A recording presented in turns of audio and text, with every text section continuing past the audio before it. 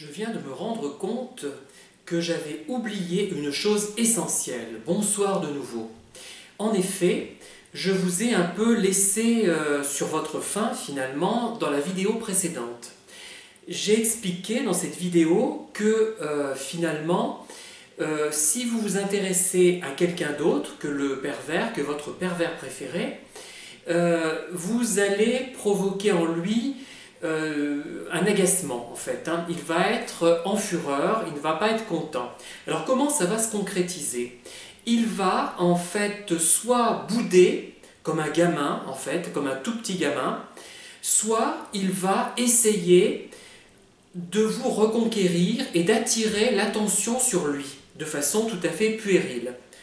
Ou alors il peut exploser, tout simplement. Donc finalement, je me demande si c'est une bonne idée que je vous ai suggérée là, puisque si vous faites semblant de vous intéresser à quelqu'un d'autre, il va au contraire essayer de vous reconquérir et d'attirer l'attention sur lui, puisque son but c'est d'attirer l'attention sur lui. Cela dit, il ne faut pas considérer que tous ceux qui cherchent à attirer l'attention sur eux sont forcément des manipulateurs pervers, hein. Attention.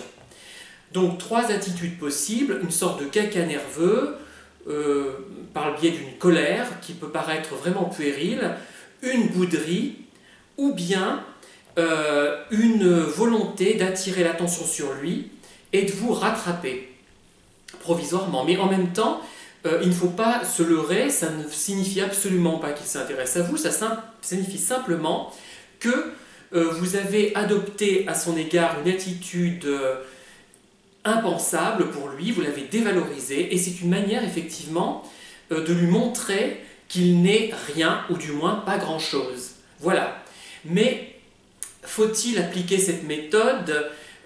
Il risque de rappliquer alors que vous en étiez peut-être débarrassé. Donc ce n'était pas une bonne idée. Ne m'écoutez pas, je ne dis que des bêtises. D'ailleurs, certains le suggèrent, hein, mais ils ont peut-être bien raison. Bonne soirée et à bientôt. Au revoir.